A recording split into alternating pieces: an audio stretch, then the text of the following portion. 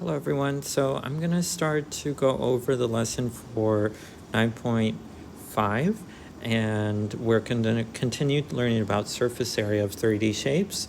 In the last lesson we learned about specifically how to find the surface area for prisms and cylinders. Today we're going to talk about pyramids and cones. So let's start with pyramids. The formula for lateral area is provided, and remember, lateral area just means the surface area of the non-bases. So with pyramids, our base could be any shape. It could be a square or a rectangle or a triangle, and that just depends on what type of pyramid you have. And so essentially the formula for surface area is the formula for lateral area, the surface area of everything except the base, plus the area of the base itself. So whenever you see capital B, remember we're talking about area of the base. So there's one new kind of term that we're going to talk about with this one, and that's slant height. And that's exactly what it sounds like. In the pyramid, there should be a height that is slanted. It's on the side of the pyramid, and so we would call that the slant height, which is different from just the height of the pyramid. The height of the pyramid is going through the center, and the formula for surface area doesn't really need that, but sometimes they might provide it, and then we can use that for other things. So let's start with number 1, and I can tell that it's a square pyramid because it's 8 by 8 on the bottom. So I'm going to start by just plugging stuff into the surface area formula. I start with 1/2. Next is my slant height. And the slant height of this pyramid is 11.7. So I'll put that in parentheses. And next is the perimeter. So the perimeter would be 8 plus 8 plus 8 plus 8. Or in other words, we could also do 8 times 4, which is 32. So that's our P. Then I have to add the area of the base. So to find the area of the base is a square. I would have to use the formula side squared in order to get the area, or 8 squared, 8 times 8. I'll just write that in there. So that way when I go to my calculator, I can just put everything in one line and find the surface area all at once instead of having to do it in different parts. So when I type all of that into the calculator, I'll get 251.2. So that's my surface area. I want to include the units, so that would be meters squared. Remember, anytime we're talking about area or surface area, the units should be squared. Number 2 is pretty similar because it's also a square pyramid, so let's approach it the same way. 1/2 times slant height. Our slant height is 7.4 times perimeter of the base. So the perimeter of the base would be 5 times 4, which is 20. Then I have to add the area of the base, which would be 5 squared. Then I can type all of that into the calculator and find out what my surface area is. That comes out to be 99 inches squared. So that's the surface area for that one. Number 3 is another square pyramid, but this one's a little bit different because notice how the height that we're given is the normal height or the regular height. And the one that we need for the formula is the slant height. And we don't have that one, so we're going to have to find it using something. Notice how if I were to draw in this line, there would be a right angle here, and so we would have a right triangle like inside of the pyramid, kind of like standing up. And so we can use Pythagorean theorem to find out what our slant height would be. This side on the bottom would just be half of 16, so that's 8. So what I'm going to do off to the side here is write a Pythagorean theorem equation to help me find the slant height. It would be 8 squared plus 3 squared equals x squared. 64 plus 9 would be 73. And that's equal to x squared. Then I just square root that. So x is equal to 8.5, which means that's my slant height. So now I can find the surface area. I'll do 1/2 times 8.5, parentheses. I need to find the perimeter of the base, so I can do 16 times 4. That's 64. Plus area of the base, because it's a square, I'll do 16 squared again. This part, when you're finding the area, that always depends on what shape your base is. So far, all of these have been squares, which is why I'm just taking the side and squaring it. But if it was a rectangle, you would have to use the formula length times width. If it was a triangle, you would have to use the formula half times base times height. Whatever is the shape of the base is, use that formula. So now I can type all of that into my calculator and find out what the surface area is. This gives me 528 feet squared. Okay. Let's look at number 4. This one is a triangular pyramid because the base is a triangle. So let's see if we have the slant height. Seems like we do. It's right here, the 6.7.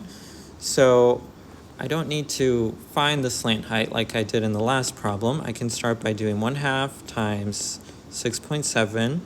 Next would be perimeter of the base. Well, the base is down here and all the sides are 10. So 10 plus 10 plus 10, or 10 times 3, that's 30. Plus area of the base. So the formula for area of a triangle is 1/2 times base times height. And we can just write that in here. 1/2 times the base of the triangle is whatever side of the triangle is perpendicular to the height. So that would be this side, and this would be the height of the triangle. Notice how that's different from the slant height of the pyramid, and it would also be different from the height, the regular height of the pyramid. So I'm going to say 10 and then 8.7. Make sure not to confuse the different types of height that we're talking about. So go ahead and type that into the calculator, and that'll give you your answer. This is going to be 144 inches squared. Okay, number 5 is also a triangular pyramid, so we're going to approach it pretty much the same way. I'm going to start by writing surface area, and then I'm going to do 1/2 times slant height. My slant height was given to me. It's this 12.2. And then times perimeter of the base. This is an equilateral triangle, so the perimeter is just 7 times 3, which is 21. So I'll plug that in. Plus 1/2 times base times height is how I would find capital B, or area of the base. So this is the base and this is the height of that triangle. So I'm going to do 1/2 times 7 times 6.1. And then all of that just gets typed into the calculator. That should give us 149.45 centimeters squared.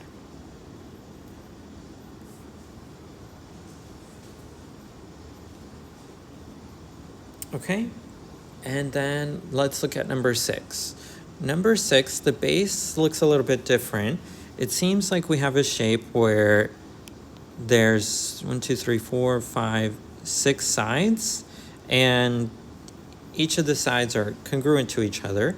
So this is a hexagon, which makes the shape a hexagonal pyramid. And we would use the same formula that we've been using for surface area of a pyramid. Start by writing 1/2 times slant height. The slant height is already given to us. It's this 11.3. And then we need to find the perimeter of the base. Well, if the base is a hexagon and all the sides equal 6, I just need to do 6 times 6, because there's 6 sides that each measure 6. That's 36. So that's what I'm going to use for my perimeter, plus area of the base.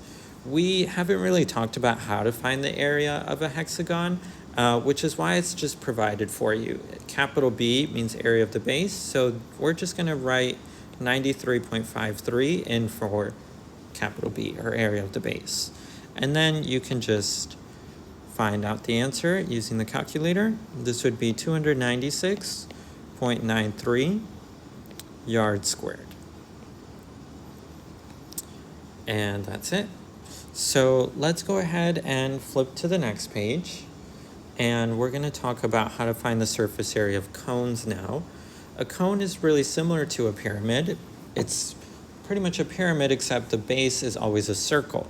So we still are going to think about what is the slant height. So that measurement that's measuring the side of the cone, that's separate from the regular height of the shape. That's the thing going through the center. And now we need to find the area of the circle, which means that we also need to know the radius. And we've talked about how if they give you the diameter, you can find the radius just by dividing that number in two. If you ever need to just find the area of the non-bases, so everything except for the circle at the bottom, then you could use the lateral area formula. The lateral area formulas are pretty much just provided for word problems because most of the directions will always just say find the surface area, not really find the lateral area. And so let's go ahead and try number 7. Let's do surface area is equal to, the first part is pi r squared. You should remember that that's the formula for area of a circle.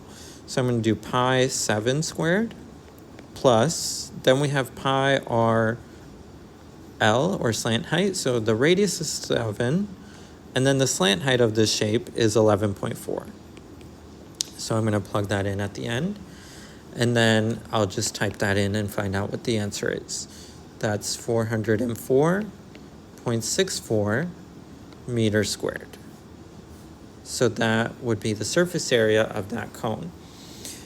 Number 8 is kind of similar. It's tilted to the side, and so our base is right here.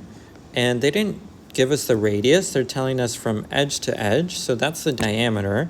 If I want to find out what this is, I just need to take 27 divided by 2.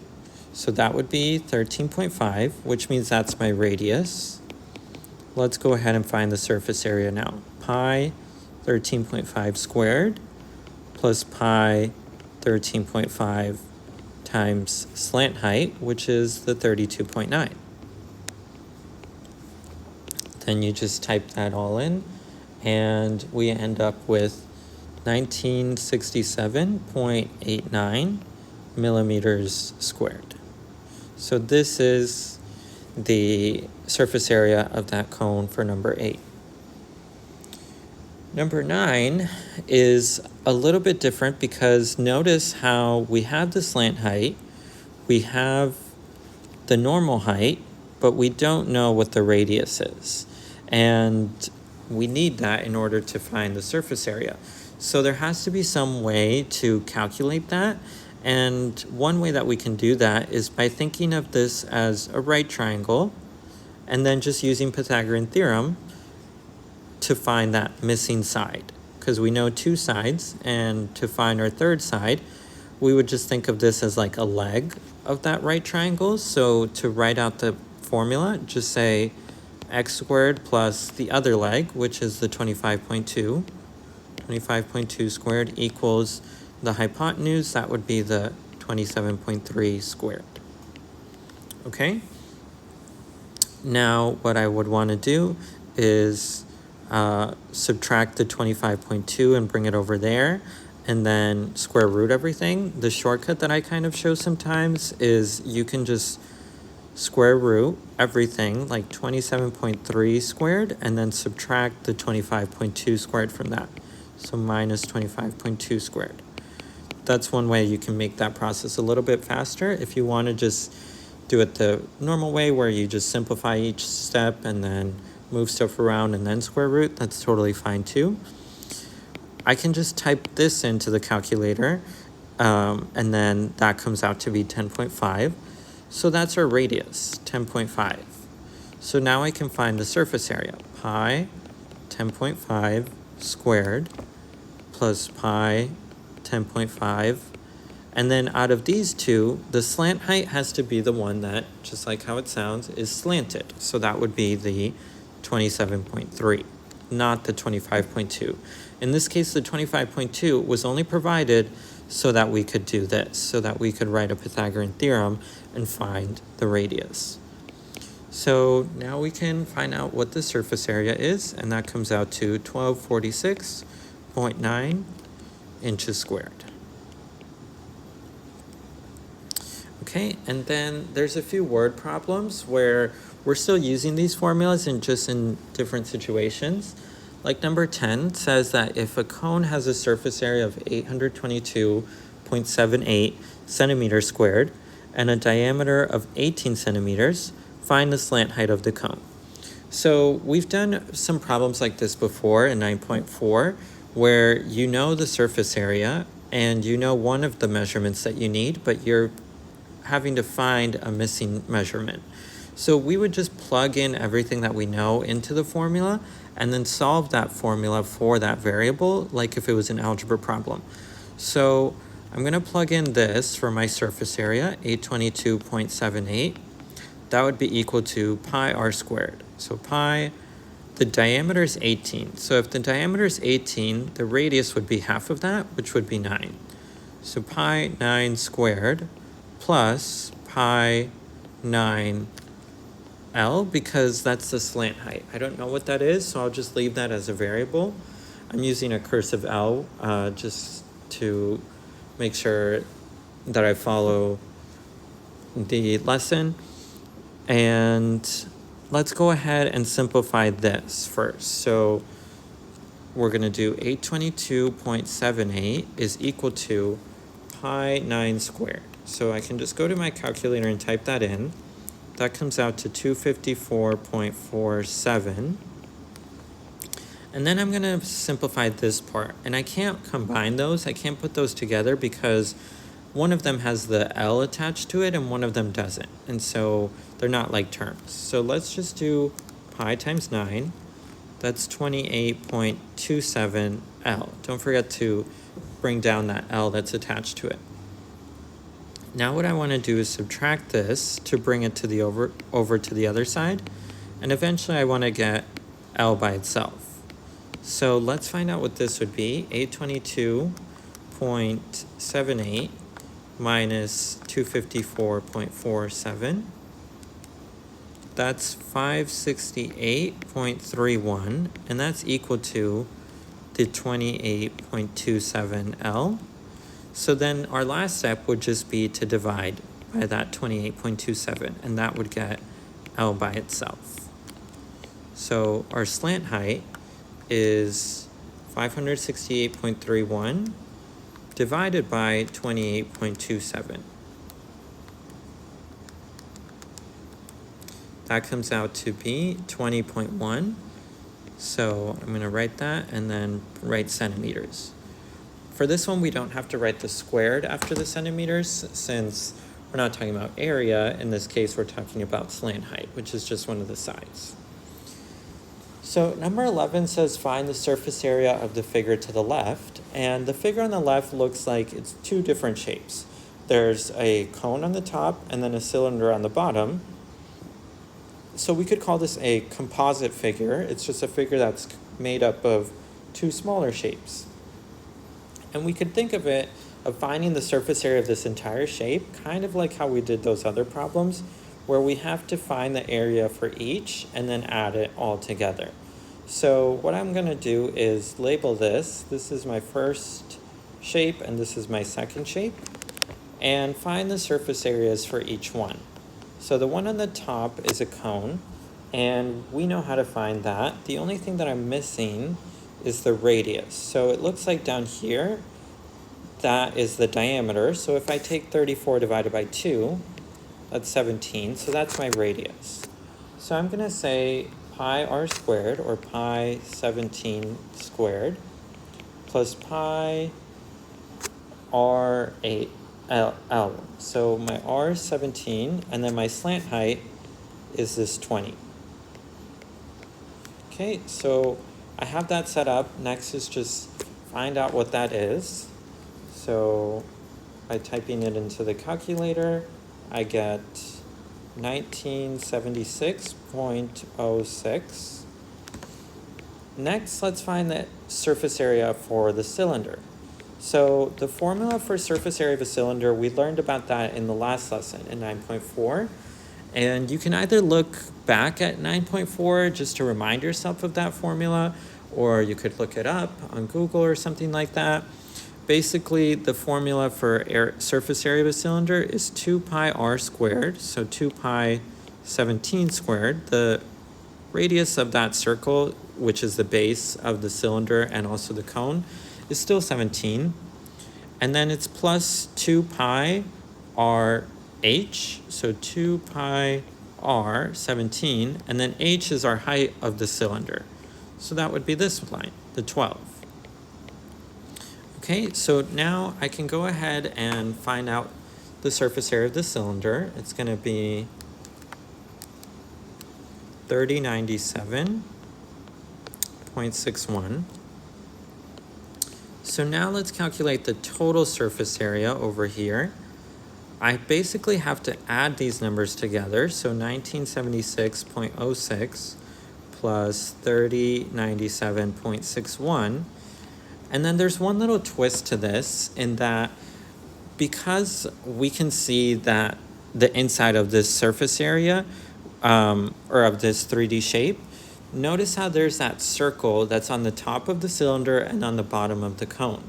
And if we were to have a shape like this in real life, that circle wouldn't be on the surface. It would be on the inside of the shape. And so it wouldn't really be counted and in the total surface area of the figure. And so as we found the surface areas of each of these two shapes, we were considering that. We were including the area of that circle. Here we included it twice because it shows up twice in the cylinder. And so to find the total surface area, we have to realize that is not part of our surface area anymore. So we need to subtract that. We need to take that out of the total.